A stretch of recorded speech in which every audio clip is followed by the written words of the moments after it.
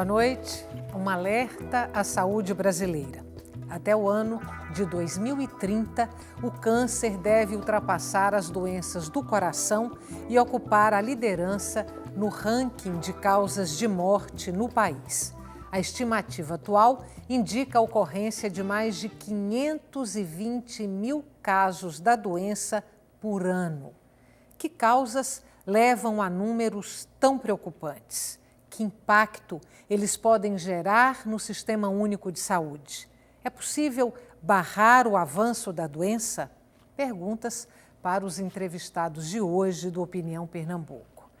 Participam do debate o médico fundador do programa Atentamente e coordenador do setor de práticas integrativas e complementares em saúde na Prefeitura da cidade do Recife, Júlio Lins, e o oncologista do Hospital das Clínicas da Universidade Federal de Pernambuco, Luiz Alberto Matos.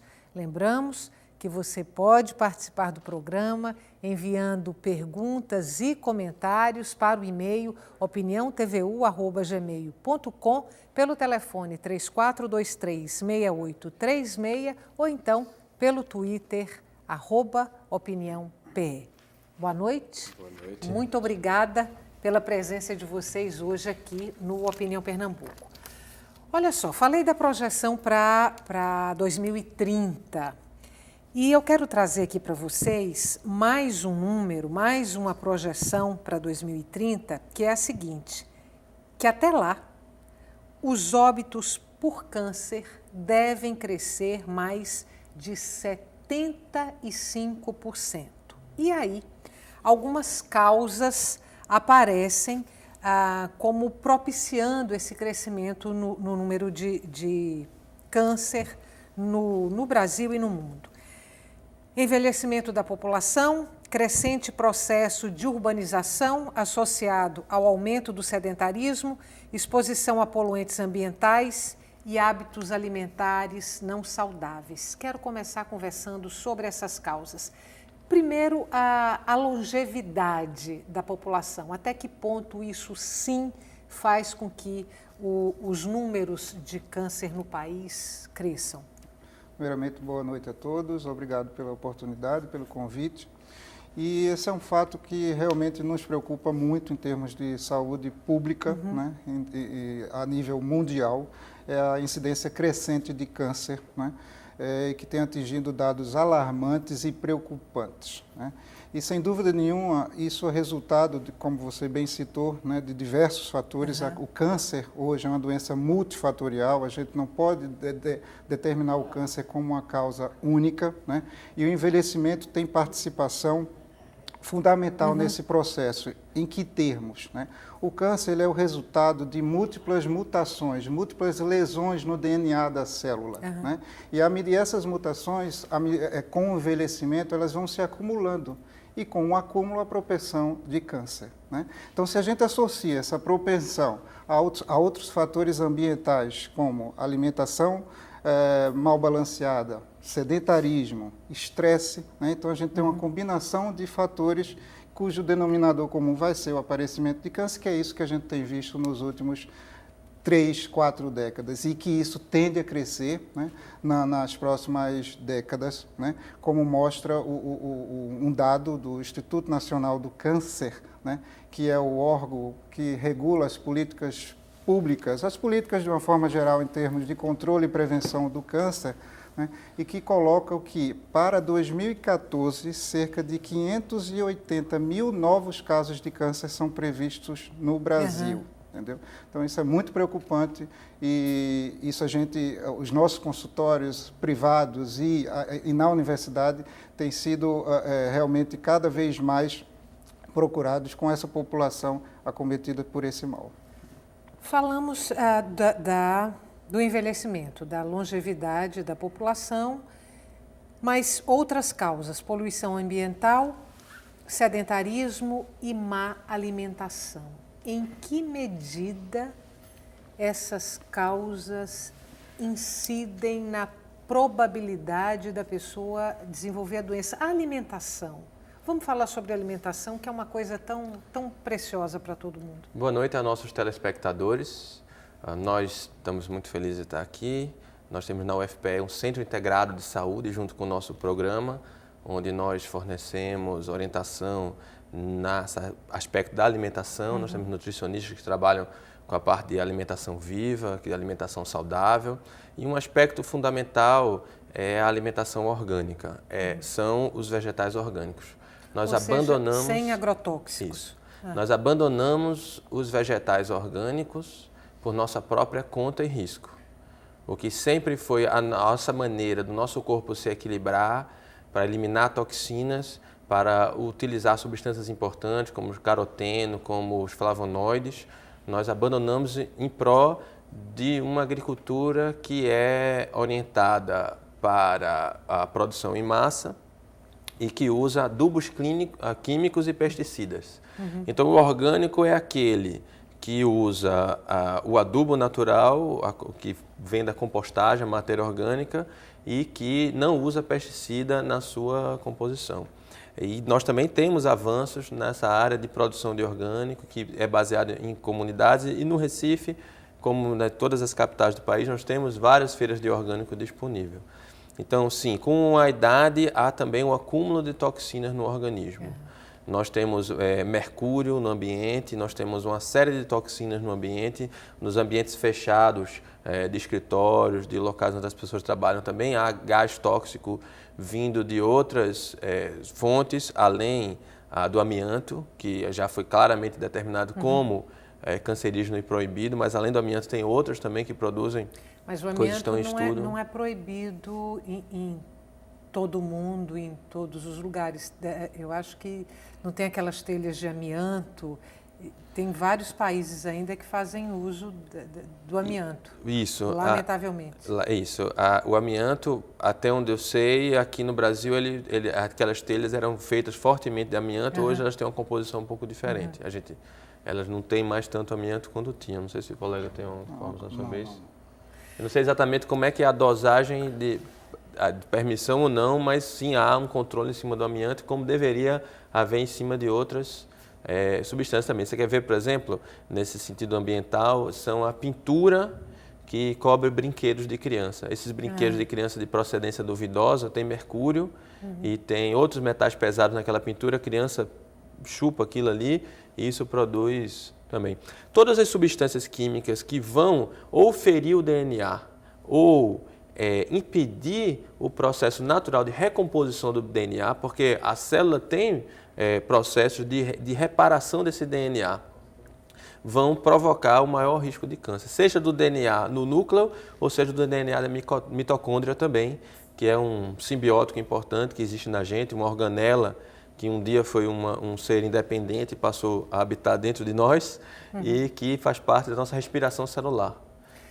Olha só, pelo que vocês estão colocando, o câncer, então, é uma doença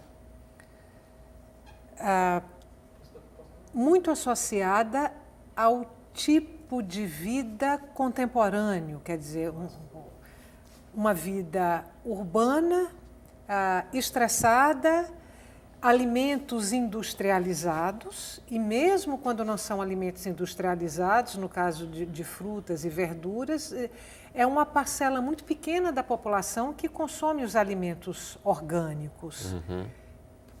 A sociedade contemporânea está condenada à doença, ao câncer? Pois é, Estela. Se a gente exclui os cânceres de origem genética, né, e aí nós colocamos 10%, em torno de 10% a 15%, dependendo do tipo de tumor, tem relação genética, tem um fundo genético. Os outros 85% são causas externas ao organismo. Né? Então, o tabagismo. O tabagismo realmente é uma das grandes armas de destruição em massa da nossa população mundial e continua sendo, né? E a gente vê esse reflexo na incidência de câncer de pulmão nas mulheres, por exemplo, que vem crescendo de uma maneira preocupante, né? Isso resultado da mudança, da emancipação das mulheres, no aumento no hábito do tabagismo, né? A questão da alimentação, como você bem bem enfatizou, né?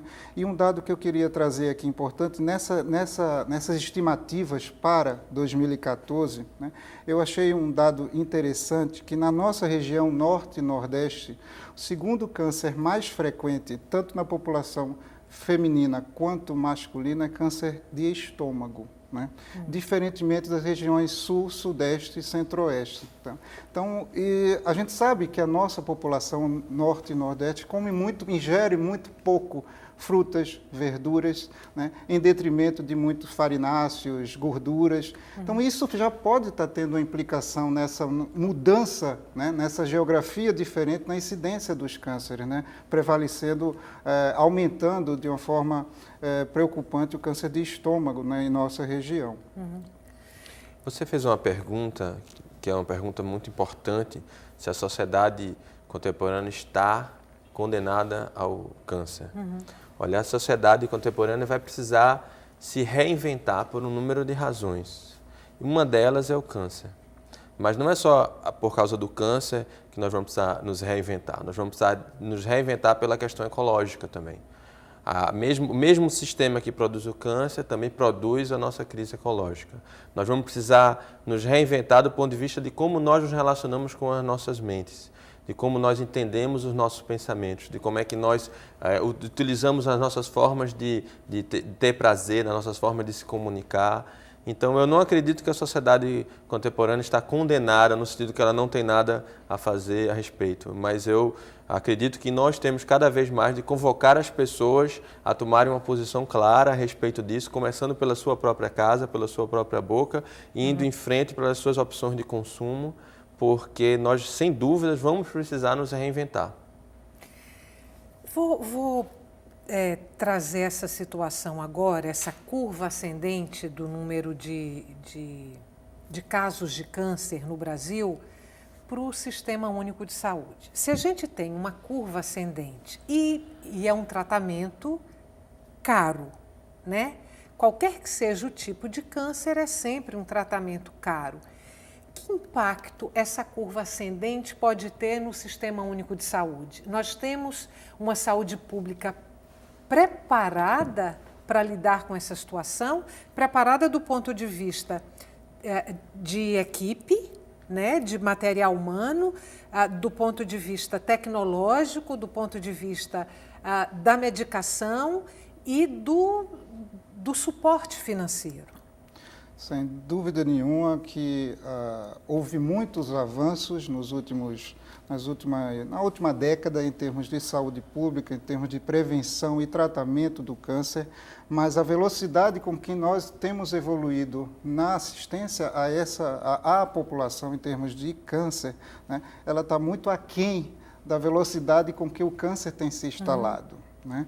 Então, a gente tem, a nível internacional, muitas drogas que estão sendo colocadas no mercado, que ainda no Brasil nós não incorporamos, né? E que, sem dúvida nenhuma, garante uma maior sobrevida para os pacientes. Né? A nossa estrutura de saúde pública ainda é muito acanhada para atender essa demanda crescente de pacientes com câncer. Né? Mas, como eu falei, muito já tem sido feito. Né? E aí as campanhas têm sido mais enfatizadas na questão de prevenção e detecção precoce, porque são dois termos diferentes. Né?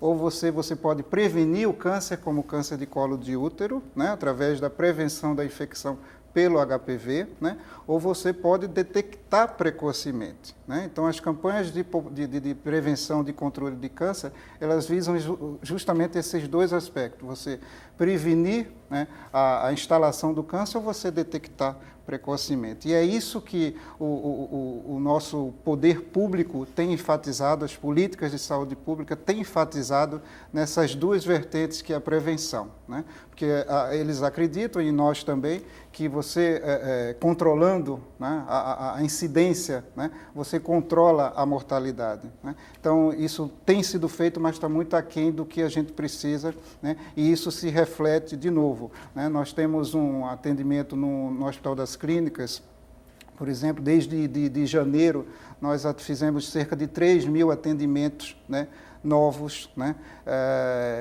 em pacientes com câncer, né? Mas há uma demanda reprimida, né? Então, muitos pacientes têm dificuldade de chegar, né, aos órgãos públicos para serem tratados. Quantos hospitais de referência a gente tem, aproximadamente, no Brasil e em Pernambuco? Centros de referência para o tratamento do câncer? Para o tratamento de câncer, em Pernambuco, nós temos em torno de 5, 6, né? Ou seja, muito pouco, né? A nível nacional, Estela, eu não saberia dizer com presteza esse dado, mas eu acredito que gira em torno de 80, 100 centros a nível nacional. Saúde pública ou também rede privada? Saúde pública e privada. A vacina, você falou em prevenção, a vacina para o HPV, isso. Já está disponível na rede pública de saúde? Não, ela vai estar disponível na rede pública, até onde eu tive conhecimento, a partir de 2014, para toda a população feminina, a princípio, a partir de 9, 10 anos de idade. Quais os tipos de câncer, se for possível a gente fazer aqui essa associação, que estão mais ligados à má alimentação, por exemplo, e também à poluição ambiental? Sobre a questão do tratamento, um outro aspecto é a questão da promoção da saúde. Então, além de prevenir o câncer, a gente pode promover saúde. Quando a gente promove, por exemplo, uma pessoa que se empodera da sua própria alimentação e ela passa a utilizar uma alimentação orgânica, natural, passa a entender o que é um processo de desintoxicação, a como fazer a limpeza do seu organismo também, vários desses males podem ser evitados e esses aspectos também podem ajudar muito no tratamento.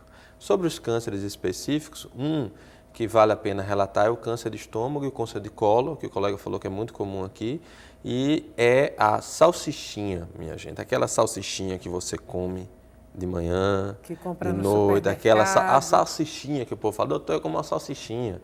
Aquela salsichinha, ela é muito rica em nitrito, em nitrato, que transforma-se em nitrosamina no corpo e causa uma das causas de câncer. Não é só a salsichinha, que é muito comum no nosso povo, mas o bacon, outros tipos de carne...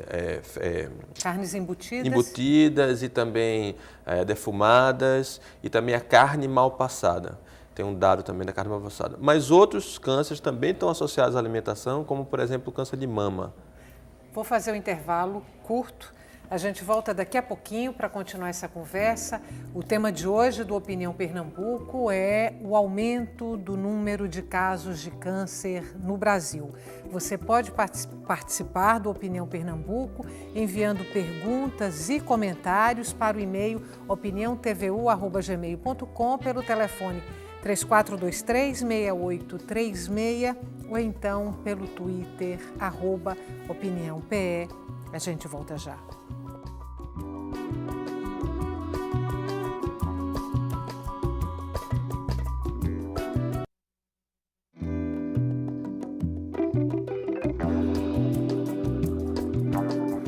O Opinião Pernambuco está de volta e hoje nós debatemos o aumento do número de casos de câncer no Brasil. Participam do debate o médico fundador do programa Atentamente e coordenador do setor de práticas integrativas e complementares em saúde na Prefeitura da cidade do Recife, Júlio Lins, e o oncologista do Hospital das Clínicas da Universidade Federal de Pernambuco, Luiz Alberto Matos.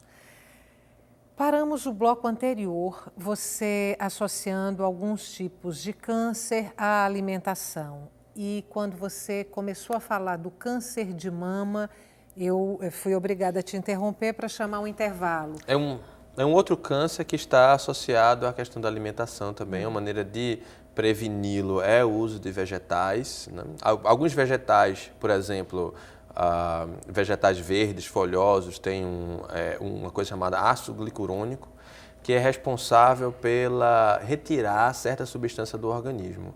Então, ele se liga com aquela substância e ele sai na bile.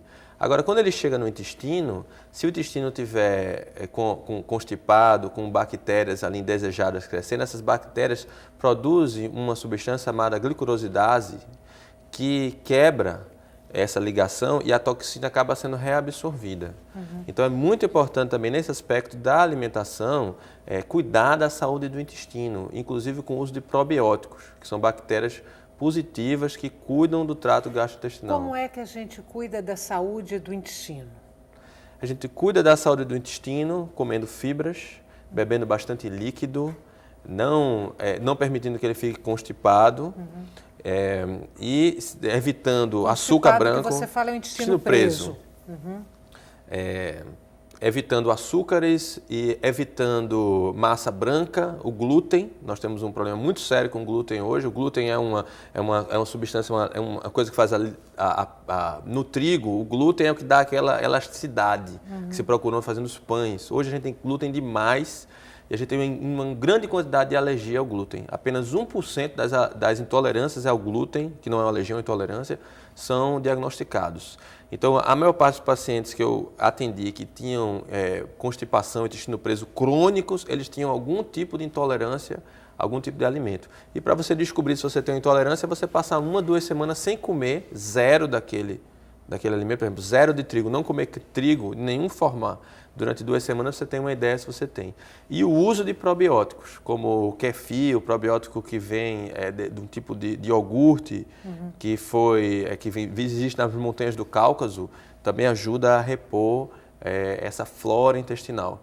É como um terreno. Se o terreno estiver sem cobertura, o solo fica rachado. Se o terreno estiver coberto por uma mata, aí ele está protegido, aí ele não racha. Mesma coisa a importância do probiótico na azia, na alimentação. O câncer de mama é o mais comum entre as mulheres?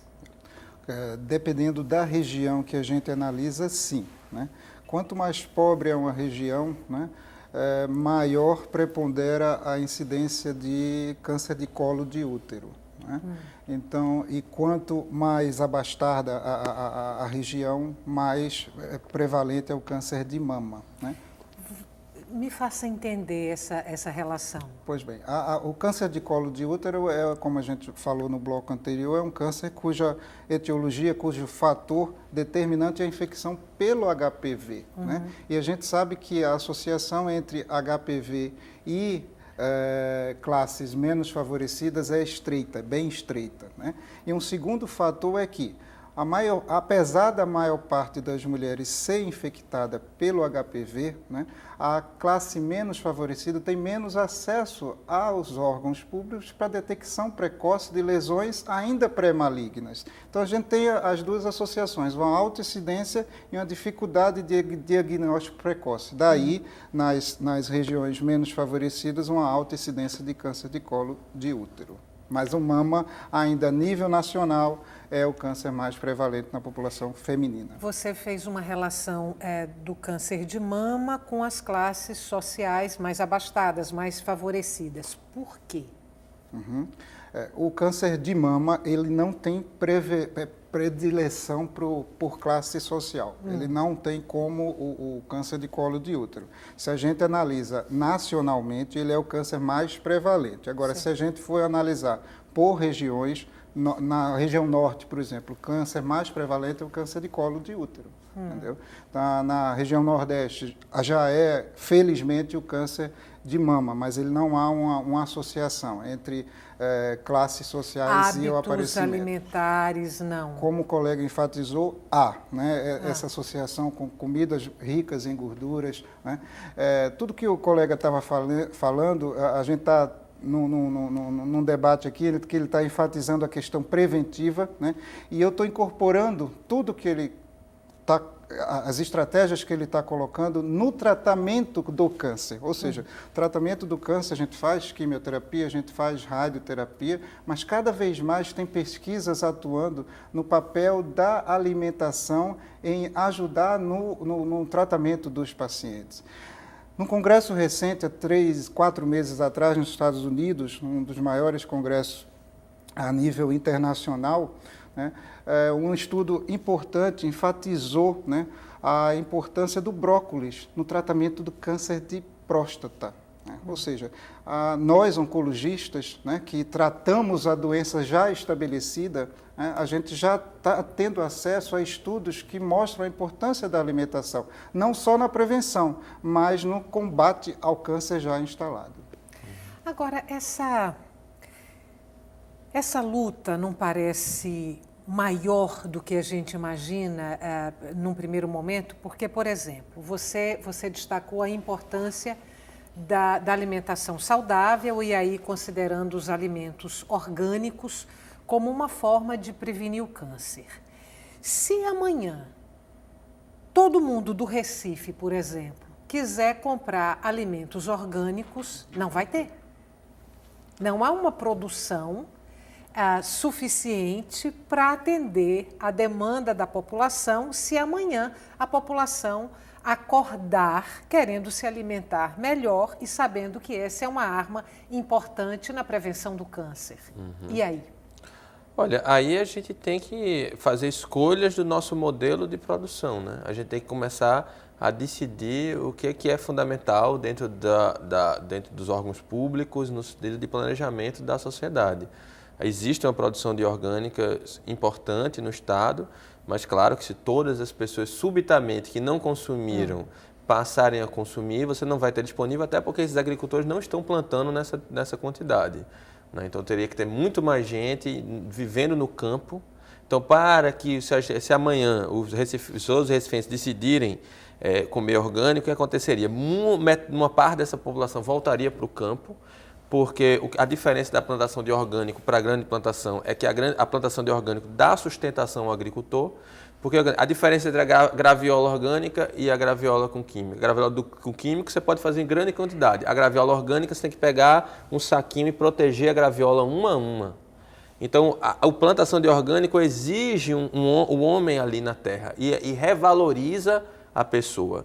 Então, assim, se amanhã a gente decidisse comer orgânico, as mudanças seriam muito mais profundas na nossa sociedade, na maneira que a gente se relaciona. Então, como é que a gente tem essa estratégia? Então, eu compro orgânico direto ao produtor. A maior parte das pessoas que compram orgânicos compram ao produtor ou, no máximo, com um intermediário, porque moram longe da feira, etc.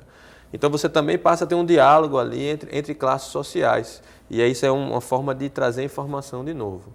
Eu acho que é uma boa ideia trazer um programa aqui sobre isso, sobre a plantação de orgânicos. Fizemos. E convidar as pessoas aqui para saber como a gente produz para todo mundo. Assim. Eu queria falar desse livro aqui, que é Como Prevenir e Tratar o Câncer com Medicina Natural. É uma sugestão que eu deixo aqui para as pessoas. A gente encontra facilmente nas livrarias? Ele vende em livraria comum, é a editora Bestseller, uma editora conhecida. Ele é do grupo de americanos que faz essa revisão, inclusive esse estudo do brócolis, outros estudos importantes, e dão dicas tanto na parte de alimentação como na parte também mental. É muito importante que a pessoa esteja alinhada no seu tratamento, esteja querendo viver e esteja achando um novo significado para a sua vida. Você fala aí de um suporte emocional, além do tratamento tradicional, um suporte emocional para a pessoa poder lidar com essa situação de ser portador de câncer.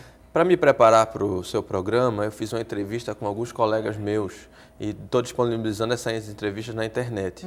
Uma das pessoas que eu conversei foi a Paula Torres, que é oncohematologista e trabalha com medicina integral lá de Fortaleza. E uma das coisas que ela me disse foi assim, depois de 25 anos trabalhando com quimioterapia, eu acredito que aqueles que ficam bem são aqueles que ressignificam a vida. São aqueles que acham uma nova razão de viver, uma nova maneira de estar no mundo.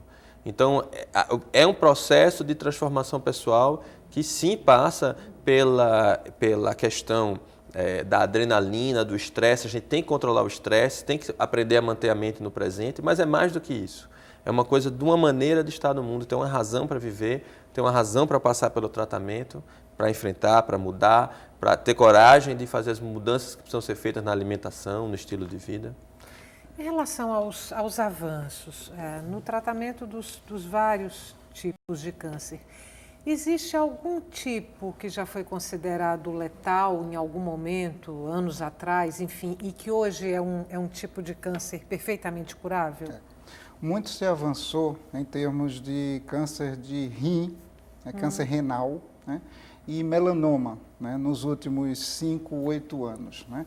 Eram 2 cânceres cujo diagnóstico era uma sentença de morte. Hoje em dia, nós já temos algumas drogas, né, que são capazes de controlar essas 2 neoplasias. Então, é o rim e o câncer de pele que e o você câncer falou? de pele do tipo melanoma, tá? Porque o câncer de pele tem 2 principais tipos, que é o carcinoma basocelular, que é um câncer muito indolente, muito frequente, mas felizmente muito indolente, tá? E tem o melanoma não, que é um tumor mais enegrecido, cujo comportamento é muito agressivo, que pode dar metástase para outros órgãos, e esse sim, até então, até 3, 4 anos atrás, nós não tínhamos drogas capazes de controlar. Hoje sim, a gente já tem drogas que são capazes de controlar essa doença, garantindo uma maior sobrevida para esses pacientes. Um tratamento pode chegar, fazendo uma estimativa, pode chegar até quanto por mês? Varia de quanto a quanto? São tratamentos muito caros, não são? Estela, são tratamentos muito caros e como são drogas novas, né, isso tem um lado bom, mas tem um lado ruim, porque o laboratório que detém, que descobre a droga, a substância contra determinado tipo de câncer, ele detém uma patente de 10 anos, né? Então, só ele está liberado para comercializar aquela droga. Então, nesse período, ele coloca o preço que não é o mais adequado, né? E isso tem dificultado muito a incorporação dessas drogas novas no nosso sistema público, porque quando a gente avalia a saúde pública, a gente tem que oferecer o máximo a todos, né? A gente não pode oferecer muito a um grupo pequeno em detrimento da maioria, né? Então, o custo em oncologia é algo cada vez mais preocupante, né? O advento de drogas-alvos, de terapia mais moderna, né? Personalizando o tratamento, traz consigo essa preocupação também, que é o custo, né? E quem vai pagar a conta, né? E isso é a preocupação não só de saúde pública, como de saúde suplementar também. Os planos de saúde hoje cada vez mais estão mais preocupados com essa questão, mas a gente tem que, nós não podemos não nos render às evidências científicas, e a incorporação tem que haver. São medidas para que quem vai suprir esse custo. Eu li um pouco antes da nossa entrevista que um tratamento contra o câncer pode chegar até R$100 mil mês. Pode chegar a isso? Pode chegar. Essas drogas que eu falei contra o melanoma, por exemplo, né, tem uma determinada droga que pode chegar a 60, 70 mil reais mês, ou seja, muito caro, né?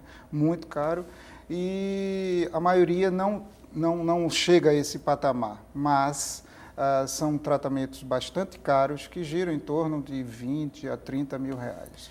Temos oncologistas o bastante na rede pública? Não, ainda não, né? Muito se melhorou, né? Eu fiz minha residência fora, né? Voltei faz 8 anos, e muitos colegas, felizmente, têm sido formados para incrementar, né? E suprir essa necessidade que é cada vez mais frequente, né? Então, tem hospitais em Recife que já tem o 3º turno, né? Ou seja, atendendo pacientes à noite para suprir essa demanda, e precisa de médicos oncologistas nesse sentido. Então, nós ainda não estamos preparados em termos numéricos para atender essa população pública. Quero voltar para o livro que você acabou de apresentar para o telespectador. Você estava vendo uma tabela que associava comportamentos, né, comportamentos alimentares, de vida, a possibilidade de risco em relação ao câncer. Eu queria que você destacasse os que você considera mais importantes ou mais curiosos, enfim. Bem, eu vou ler alguns aqui. Por exemplo, o tabagismo aumenta em 10 vezes o risco, né? A exposição... Todo tipo de câncer ou só câncer de pulmão? Não, aqui câncer de pulmão, mas ele está relacionado a 30% de todas as mortes com câncer. Certo. Então, o cigarro ele não é relacionado só o câncer de pulmão, não. Ele é um dos principais toxicantes, até porque tem... Só aproveitando a deixa, câncer de pulmão, câncer de cabeça e pescoço, câncer de colo de útero, pâncreas, bexiga. Então, temos um arsenal grande aí. Colo de útero também está Colo associado de útero ao também cigarro? favorece, né? Ela torna um terreno propício para o aparecimento, né, e a deflagração do câncer também. Isso, mas aqui essa tabela é meio de maneira geral, né? A exposição à radiação eletromagnética, funcionários que trabalham em instalação de telefone, operário de telegrafia, não comer peixe, aquela pesquisa que eu falei, que compararam quem não come peixe com quem come, provavelmente relacionando o ômega 3, a importância da suplementação de ômega 3. Ômega 3, salmão, sardinha? Isso, é um tipo de óleo essencial que tem nesses peixes de águas frias. Consumo de carne vermelha. Se você come carne vermelha uma vez por semana, você tem um risco 1,5 maior. Se você come carne vermelha 4 vezes por semana, você tem 2 vezes mais risco de câncer. E se você comer carne bem passada, você tem 3 vezes risco de câncer. E aí, ou defumada. Bem passada ou mal passada? Bem passada. Porque quando ela fica torrada, é que ela tem essa característica da defumação do nitrito. Ah, tá. O baixo consumo de vegetais, a obesidade, o consumo de açúcar, a depressão, exposição de emissões a diesel, ingestão de laticínio, mais de uma porção por dia também está relacionado, o consumo de farinha branca refinada, óleos poliinsaturados, ingestão de bebida alcoólica também está relacionado. Mas então, o vinho está fora dessa estatística, não está? Dependendo da quantidade, né? O vinho tinto, ele tem um fator protetor, né? É o resveratrol. O resveratrol tem sido estudado muito, já é comercializado a nível dos Estados Unidos, né? Uma substância que está presente no vinho tinto, mas tudo depende da quantidade e da moderação. Mais um intervalo curto, a gente volta daqui a pouco para continuar essa conversa. O tema de hoje do Opinião Pernambuco é o aumento do número de casos de câncer no Brasil. A gente volta já.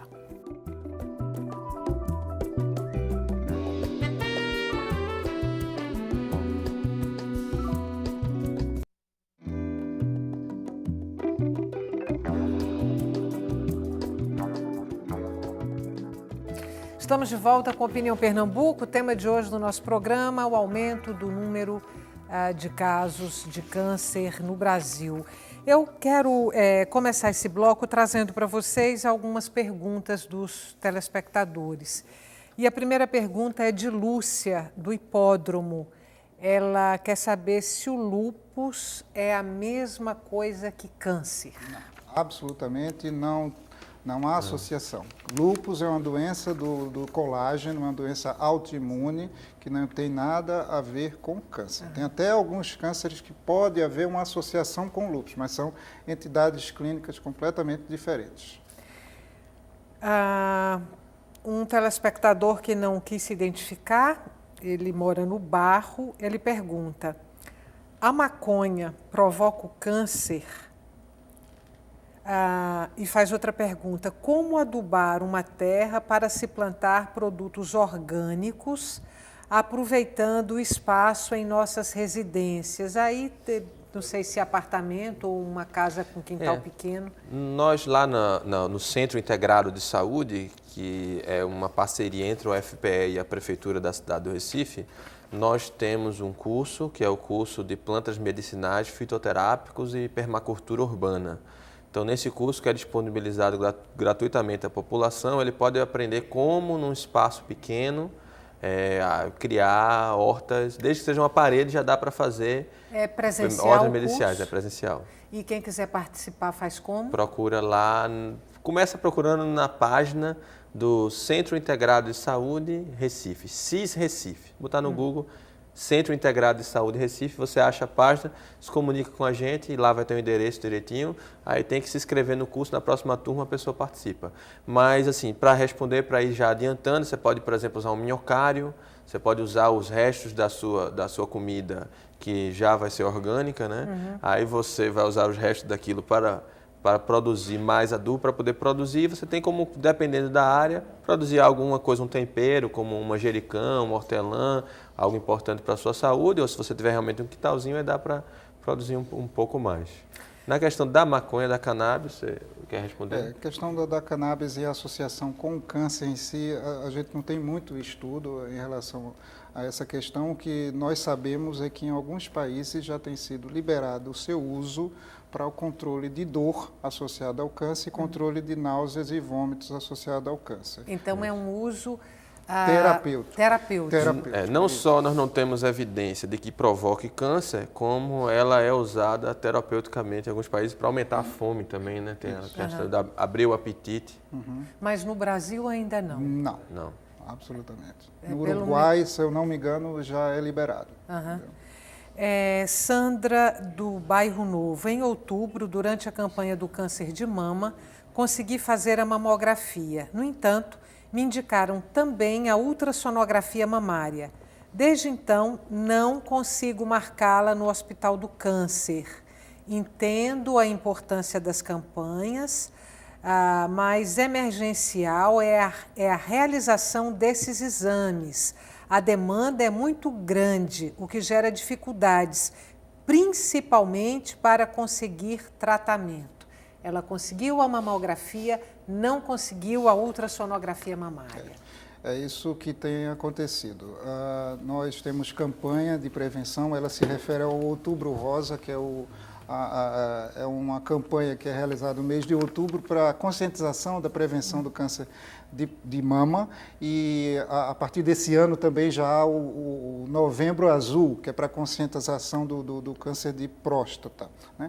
Mas em relação à pergunta dela, ao comentário dela, eu sou completamente sensível a essa questão, né? Não há uma estruturação ainda do serviço público para absorver essa demanda, né? Nós estamos alertando, dando a informação de como se prevenir, de como detectar precocemente, mas a gente está se estruturando ainda para como atender esses pacientes uma vez diagnosticado. Então, tem uma lei recente, né, sancionada pela presidente Dilma, né, que determina que o paciente que tenha o câncer diagnosticado, ele inicie o tratamento em até 60 dias. Né? E nós do serviço público, né, que compomos o serviço público, nós somos muito preocupados, né, porque a gente tem que corresponder a essa determinação, mas temos que nos estruturar, né, para que esse prazo seja cumprido. Né? E muitas vezes nós da oncologia, nós trabalhamos com as outras especialidades. Então, a gente tem que melhorar a quimioterapia, mas tem que melhorar também a tomografia, tem que melhorar também o exame laboratorial, a patologia. Então, tudo isso em rede para conseguir atender esse paciente nesse prazo de 60 dias. No caso para a prevenção do câncer de mama, qual é o exame mais importante? A mamografia que ela conseguiu fazer ou a ultrassonografia mamária que ela não conseguiu fazer até agora? Depende da idade da mulher, Estela. Então, quanto mais precoce, né, quanto mais jovem a mulher, menor a sensibilidade da mamografia em detectar o câncer de mama. Tá? Então, a mamografia ela é recomendada a partir dos 40 anos, entendeu? Então, se é para a gente recomendar, né, um exame de rastreamento do câncer de mama, a partir dos 40 anos, a mamografia. Né? Antes disso, o ultrassom. Ocorre que, às vezes, a mamografia ela não elucida por completo e gera dúvidas, e aí você precisa complementar com o ultrassom, que deve ser o caso da telespectadora. Né? Se recomenda muito, e uma época houve uma campanha intensa na mídia, a televisão trabalhou muito em cima disso, que é o autoexame da mama. A minha pergunta para vocês agora é a seguinte, quando a mulher percebe um nódulo, um caroço nesse autoexame, já não é um estado avançado da doença? Depende. Né? Tumores acima de 5 centímetros são os tumores mais agressivos. mas a mulher ela pode detectar um tumor com apenas 1 centímetro de diâmetro. Né? E 1 centímetro de diâmetro é uma doença precoce. Né? Se não tiver uma axila comprometida, as chances de cura dessa paciente é real, né? É elevada. Então, o autoexame, as mulheres não dependem de nenhuma estrutura pública, de nenhum exame, de nenhum artefato, de nenhum hospital. Basta sua mão. Né? Então, ela é capaz de detectar, sim, a doença precoce. Agora, precisa a conscientização. Além de ser um trabalho que indica a pessoa a autoconsciência, né? Ela fazer esse trabalho de se observar. Cada pessoa precisa fazer esse trabalho, estar se observando, né? Olhando a sua pele, percebendo como é que se está, não só no toque das mamas, no caso da mulher, mas do corpo todo, se observar. É muito comum, no caso de hanseníase, a pessoa nunca ter percebido que tinha uma mancha, por exemplo. Então, é muito importante trabalhar também essa questão da autoconsciência do corpo, junto com a questão da autoconsciência da alimentação e também da autoconsciência com a mente. Voltando para o câncer de mama ainda, o histórico brasileiro é de diagnósticos tardios ou diagnósticos no início da doença, precoces? Infelizmente, no nosso país ainda a maior a maior prevalência é de câncer em estágios ou localmente avançado ou com já metástase à distância, ou seja, quando já há células em outros órgãos que não a mama. Né? Então, mais de 50% dos cânceres eles são diagnosticados em estágios ou localmente avançado ou com doença metastática, onde as chances de cura são ínfimas, são bem pequenas, bem modestas. Há tipos diferentes de câncer de mama, um que seja mais agressivo do que outro, por exemplo? Em tese, né, o câncer de mama na mulher que ainda está menstruando, ele tende a ser mais agressivo do que aquelas mulheres que já estão na menopausa. Né? E um dos fatores que está por trás desse fenômeno é a participação do estrógeno, que é o hormônio da mulher. Né? A gente sabe que o estrógeno ele é o deflagrador do câncer de mama. Não é que tomar estrógeno vai causar câncer de mama, mas se já houver a tendência genética para isso, associada a outros fatores, o estrógeno participa nessa deflagração. E a mulher que ainda está menstruando tem uma alta concentração de estrógeno no sangue. Daí tem uma doença mais agressiva, em tese, né, em termos gerais. Paloma de Abreu e Lima, de que forma o emocional interfere no aparecimento de câncer? E qual o tipo mais recorrente? O emocional interfere no aparecimento de câncer porque o emocional interfere no nosso sistema imune. E o câncer também é uma doença no sentido da imunidade, que houve uma falha em identificar esse erro celular e corrigir em tempo. Então, tem vários estudos mostrando que a pessoa sob estresse e aquela pessoa que está acometida daquele teatro emocional interior, de ficar discutindo com as pessoas, por que ele disse aquilo para mim? Não era para ele ter dito aquilo. Da próxima vez que eu encontrar com ele, eu vou dizer isso, isso, isso. E a pessoa está vivendo esse teatro, o corpo reage a isso, tem a adrenalina sobe, a amígdala, que é uma região que fica bem no centro do nosso cérebro, está ativada, como no animal que está na situação de luta e fuga, e a pessoa vive permanentemente numa situação de luta e fuga, sempre imaginando o que pode ter acontecido, o que pode ter acontecido, o que vai acontecer. E isso diminui a criatividade e enfraquece o sistema imune, em especial nas células natural killers, que é um tipo de célula que come outras células, que destrói outras células. Então, existe sim uma relação entre o emocional e o aparecimento do câncer, e entre o emocional e a capacidade de superar esse obstáculo na sua vida. A pessoa olhar para aquilo como um desafio, como algo a tomar uma atitude humana e humanitária diante daquilo ali. Então, o objetivo, a motivação da pessoa e o organismo reage àquilo ali. Também há estudos mostrando tipos de personalidade associados ao aparecimento de câncer, como uma personalidade que tende a guardar, depressiva. Isso, a relação com a depressão também, mas estaria nisso e na produção também de toxinas. porque a adrenalina provoca também oxidação no organismo. E o processo de radicais livres é o processo que é, digamos assim, que é o resultado do a gente usar o oxigênio, seria o resultado de um carro usar o combustível. Aquilo que sai pelo cano de escape do carro, para a gente é o radical livre na célula que provoca o envelhecimento. E o estresse provoca o aumento desse estresse oxidativo, o que aumenta a exposição do DNA a certas toxinas que já estão ali e a disposição a partir do DNA, da predisposição genética também. Então, a relação emocional é ampla e bastante importante.